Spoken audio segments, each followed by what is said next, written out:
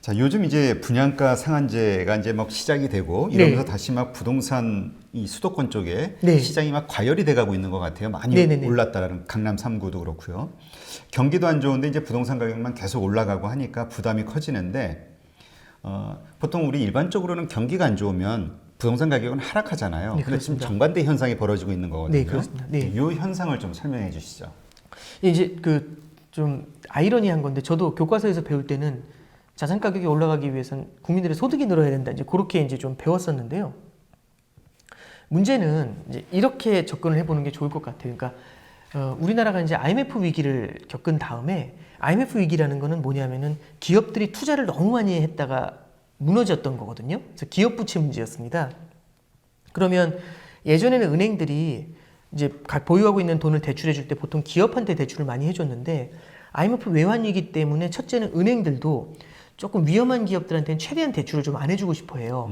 그래서 안정적인 기업들한테만 대출해주고 싶어 하는데 안정적인 대기업들은 또 어떻게 되냐면 외환 위기를 겪으면서 빚을 많이 내서 함부로 투자했다가는 죽을 수 있다라는 걸 배운 거죠. 그래서 그들은 대출을 받으려고 하질 않습니다. 그러면 은행은 돈이 넘치는데 아무도 대출을 안 받으려고 하잖아요. 금리는 계속 낮아지죠. 왜냐하면 자금의 공급은 많은데 수요는 없으니까 돈값이 떨어집니다. 그래서 우리나라가 보시면 2000년도 이후부터 금리가 계속해서 내려가요. 2000년도에 보시면 우리나라 금리가 한 10% 가까이 됐거든요. 그게 쭉 하고 금리가 계속 내려가는 사이클이 나옵니다.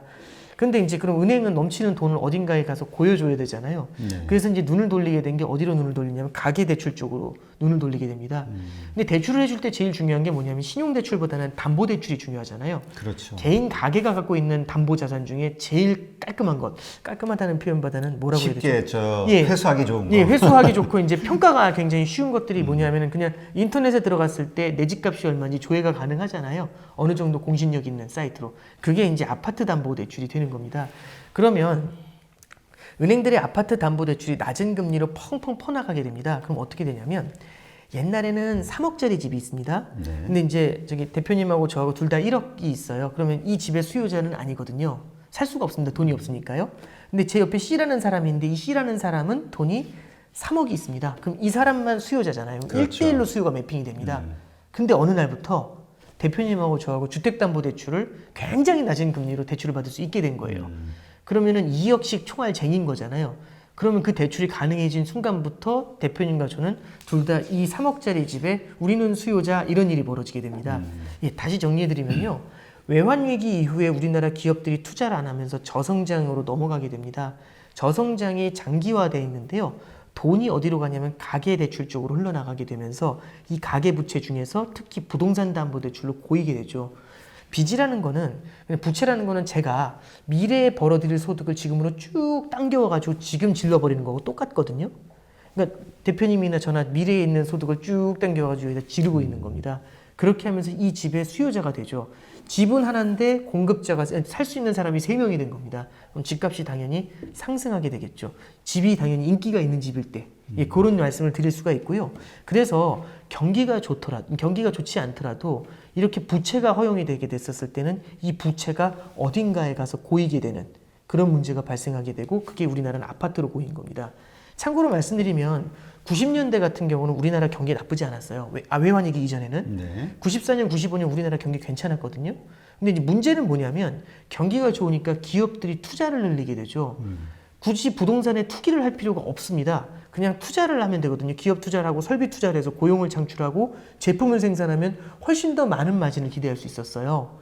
근데 외환위기 이후에는 그런 행태를 보이지를 못했다라는 거죠. 그게 벌써 이제 20년이나 된 얘기지만 그러면은 90년대엔 당연히 집값이 오르지를 못했겠죠. 왜? 돈을 풀더라도 부동산으로 가는 게 아니라 기업으로 가잖아요. 근데 2000년도 이후가 되면 어떤 일이 벌어지냐면 외환위기 이후에 저성장 기운이 나타나는데 돈이 부동산 시장으로 몰리면서 집값만 쭉 올라가는 그런 문제가 생기게 됩니다. 그래서 참 우리나라에서 나타난 현상을 보면은 경기가 안 좋아도 부동산 가격이 뛰는 이제 특히 주요한 지역들의 부동산 가격이 뛰는 그런 아이러니가 많이 나타나고요. 제가 그냥 사람의 몸으로 생각을 했을 때 밥을 먹으면 키가 크잖아요. 근데 제가 밥을 먹으면 좀 키가 크긴 좀 어려울 것 같잖아요. 이미 나이가 다 들었으니까요. 네. 15살짜리가 먹어야지 키가 클 거지 않습니까? 그렇죠. 그 얘기는 뭐냐면 경제가 다 컸다는 겁니다. 저성장에 빠지면 그만큼 성장 잠재력이 없는 상태인데 거기다가 어마어마한 돈밥을 먹으면 키가 안 크겠죠. 키가 큰다는 얘기는 경제는 굉장히 좋은 성장을 한다는 얘기입니다. 그러니까 투자가 이어지게 되고 고용이 창출되고 아주 멋진 성장이죠. 그게 키가 크는 건데 문제는 저 같은 사람들이 밥을 먹으면 뱃살만 찌겠죠. 그게 이제 부동산입니다. 그러니까 부동산 가격이 뛴다라는 거는 생산성에 그렇게 좋은 역할을 해주거나 그러진 못하거든요. 이제 그런 관점에서 좀 안타까운 부분이다라고 생각을 하고 있습니다. 그러니까 올 초에만 해도 어떤 이야기가 많이 있었냐면은 금리가 인하된다고 해서 자산 가격이 올라가진 않을 것이다. 예전처럼 네. 이제 성장이 돼야지 네. 예, 올라갈 것이다. 네. 근데 이제 지금 상황이 좀 반대로 벌어지고 있는 거죠. 네, 반대로 벌어지고 있다라는 말씀이 저는 맞을 것 같고요. 다만 뭐 그게 꼭 부동산으로만 가는 건 아니고 풀어놓은 돈이 어딘가로는 갈 거지 않습니까? 다만 이제 최근에 이제 부동산 가격이 뛰는 이슈는 스토리라는 게 어디서 만들어지느냐에 따라 다른 것 같아요. 그러니까 적어도 서울 부동산 시장에는 그런 스토리가 만들어졌다는 거죠. 그러니까 지금 이 계속해서 주저앉고 있는 금리보다 아무리 못 먹어도 이거보단 많이 먹겠지라는 그런 기대감 이런 것들이 형성이 되니까 돈이 많이 몰려가게 되는 거고 그게 이제 이제 적어도 수도권 부동산 시장 특히 뭐 강남이나 이런 주요 지역의 부동산 시장에는 공급이 일어나지 않을 것이다라는 그런 생각들 그런 기대감을 딱 맞물리면서 돈은 넘쳐나는데 공급이 나오지 않는 지역으로 돈이 쫙 몰려가는 예, 그래서 이제 특정 지역의 부동산 시장이 과열이 되는 그런 모습이 나타나죠. 예, 그래서 뭐 핀셋 규제나 이런 것들이 저는 나쁘다고 보지는 않습니다. 다만 그 정책이 효율적이냐 아니냐는 물론 좀 논란의 여지가 있지만 그런 식으로 해서 투자자들이 먹을 수 있는 마진의 폭을 최대한 좁히게 된다면 이쪽으로 갈 돈이 다른 쪽으로 흘러갈 수 있겠죠. 예, 그래서 뭐 금리가 낮다고 해서 반드시 부동산 가격만 올라가는 게 아니라 이 부동산 말고 다른 자산 쪽으로도 돈이 갈 수가 있으니까 여러 가지 관점에서 생각할 수 있을 것 같습니다. 네. 그러면 지금 이러한 추세가 계속 지속이 될까요? 그러니까 무슨 얘기냐면 네. 계속 그 부동산 가격이 상승할 거라고 예상을 하시나요? 뭐 제가 부동산 전문가는 아니어서 그 이제 부동산이 어디의 부동산이냐에 따라서 다 다른 얘기가 될 수는 있습니다. 근데 만약에 지금처럼 성장이 나오지 않는 국면이 계속해서 이어지게 된다라고 하면 그리고 이제 예를 들어서 정책의 약효가 효율적인 정책으로 인해서 그런 규제 같은 것들도 제대로 잡아내지 못한다라고 한다면 그리고 이제 예를 들어서 공급의 문제 때문에 집값이 뛴다. 그럼 공급을 늘려가지고 해결을 해야 되는데 그게 아니라 이제 다른 걸로 시간을 끌다가 이걸 놓치게 된다라고 하면은 뭐 조금 더 긴 시기열에서 봤었을 때는 부동산 가격을 재차 자극할 수도 있지 않을까 그렇게는 생각하고 있습니다. 네, 그렇군요. 그러면 또 하나 질문이 생기는 게 있는데요. 네. 우리가 보통 일반적으로 부동산 시장이 화랑이 되면 네. 주식 시장은 좀 내려가잖아요. 그러니까 좀 그 탄력성이 좀 약해지잖아요. 네. 그러면 지금 부동산 시장이 다시 이렇게 오르기 시작한다는 것은 주식 시장도 탄력 좀 예전의 어떤 데이터처럼 약간 주춤거릴 수 있다는 얘기인가요? 아니면 그거하고 무시하고 갈 수 있는 건가요? 저는 조금 그 어떤 뭐 그런 현상들이 나타났던 것은 사실인데요. 네. 예를 들어서 이제 우리나라보다는 중국에서 그런 현상들이 좀 뚜렷하게 나타나는 경향이 좀 있습니다. 근데 중국 같은 경우는 부동산 시장이 한번 쭉 뜰 때는 주식 시장이 좀 이렇게 좀 힘들어하다가 부동산 가격 떨어지는 주식 시장이 좋아지고 이런 일이 벌어지는 경우들이 있거든요. 근데 우리나라 같은 경우는 2017년도를 보면 주식시장도 달려가고 부동산도 달려갔어요. 아, 그래요? 그리고 이제 2006년이나 7년을 보시면은 부동산도 달려가고 주식도 같이 달려가고. 그러니까 결국에는 위험 자산이 전체적으로 다 한번 뜨겁게 달아오르는 그런 시기들이 찾아오거든요. 그래서 반드시 뭐 주식과 부동산은 반대로 간다. 이 유동성이 어마어마하게 많습니다. 그래서 고일 수 있는 곳들도 여러 군데가 있죠. 그래서 꼭 그런 법칙이 성립하는 것은 아니라고 저는 생각을 좀 하고 있습니다. 그러면 뭐 부동산 시장이 화랑된다고 해서 네. 주식 시장으로 가야 될 돈이 이쪽으로 몰리거나 또 네. 이쪽이 저쪽으로 몰리거나 이러진 않는 거네요. 네, 꼭 그런 건 아닌데요. 이제 이런 건 다만 보실 필요가 있어요. 예를 들어서 주식 시장에서 기업들의 성장이 너무 안 나오거나 이럴 때는 오히려 이제 주식 시장에 투자할 수 있는 그런 자금들도 부동산 시장으로 올 수도 있죠. 그러니까 이제 뭐냐면은 두 개가 법칙처럼 나오는 건 아니지만 최근처럼 뭐 예를 들어 우리나라 코스피도 보면 박스피 뭐 이런 식으로 오명을 쓰게 되면은 주식보다는 오히려 부동산 같은 데 투자하는 게 더 낫지 않겠어? 이런 비교 우위는 만들어낼 수는 있습니다. 일시적인 비교 우위는. 예. 근데 뭐죠? 우리가 이제 부동산 가격이 항상 오를 때마다 정부에서 여러 가지 대책들을 만들잖아요. 그렇습니다. 네.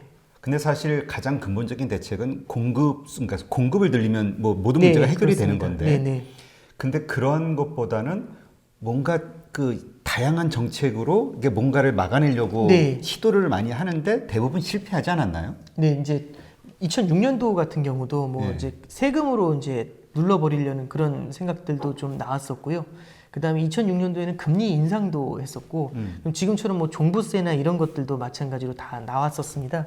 근데 결국에는 장기적으로는 이것 깔고 앉아 있는 게 위너라는 생각이 1번에 깔리고, 두 번째는 그러니까 금리가 낮은 수준, 현재 이 낮은 수준에서 물론 조금씩은 변동을 하겠지만 현재 이 낮은 수준에서 오랫동안 유지가 될 것이다.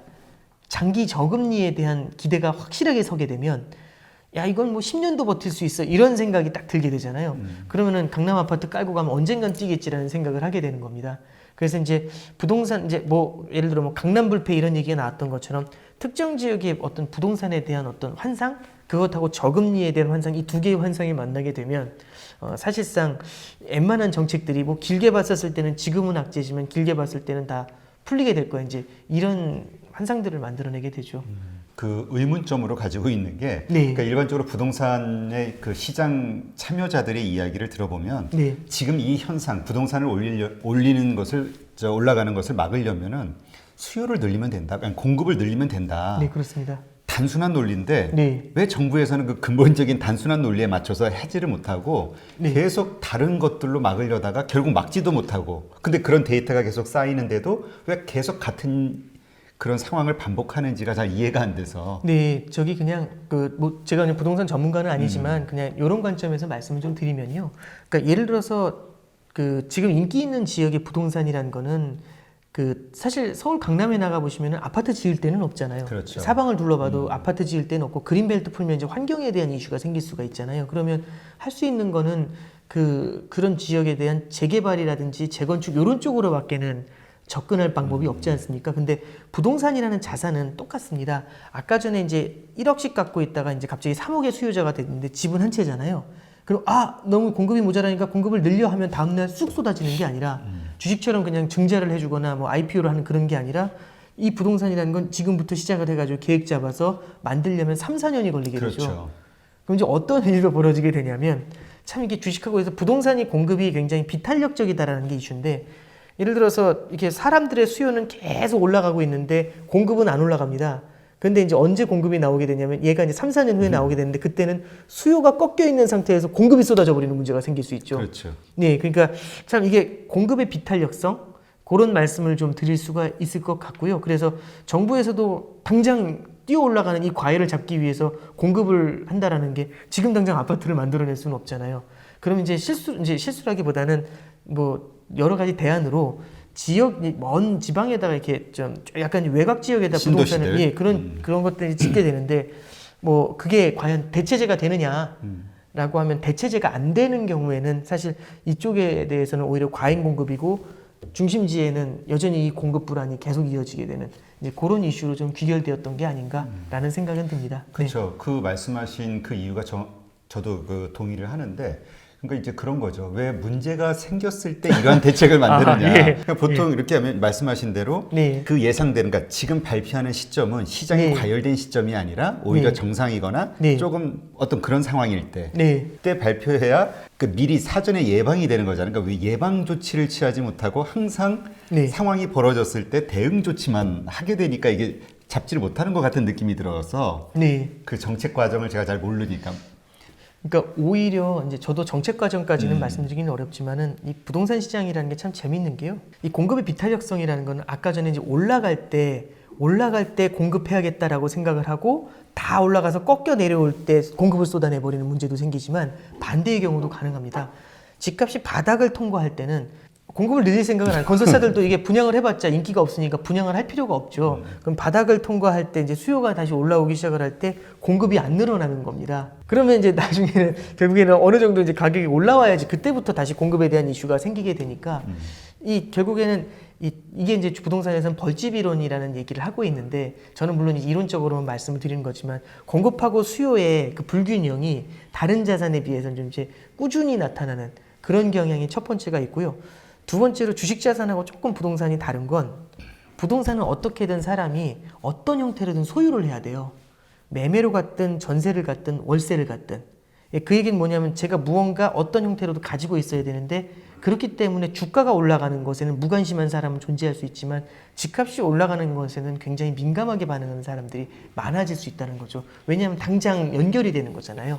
예, 그러다 보니까 조금 이게 그 사람들이 그렇잖아요. 그러니까 불안하다라고 하면은 주가가 너무 빨리 뛰니까 저 주식 없으면 부러울 텐데 라고 생각하는 그런 사람들보다도 어떻게든 집에서 살아야 되는데 부동산 가격이 막 뛰니까 어떡하지 하면서 정말 부러워서 따라가려고 하는 그런 사람들, 예, 그런 수요들이 아무래도 좀 더 강하지 않나, 뭐 그런 생각도 좀 듭니다. 네. 예. 지금 죄 없는 우리 오 팀장님한테 제가 자꾸 아, 예. 항의를 하게 되는. 아닙니다. 그냥, 저는 그냥 되게 부족한 관점에서 그냥 그렇게 생각한다고 요새 말씀드렸습니다. 그 네. 너무나 이게 갑자기 또 올라가고 하니까. 네. 왜냐하면 지금 대출 규제는 이미 이루어졌고, 네. 그러니까 정말 있는 자들의 부가 더, 그러니까 양극화 현상이 더 심화되는 현상이 아닌가 네, 싶은 전 세계적으로 생각에. 나타나는 예. 현상입니다. 네. 없는 사람은 뭐 이제 대출 더 이상 받을 수가 없으니까. 네, 그렇죠. 그래서 네. 이제 이게 좀 문제가 있지 않나라는 생각이 좀 들다 보니까 네. 자꾸 항의를 하게 됩니다.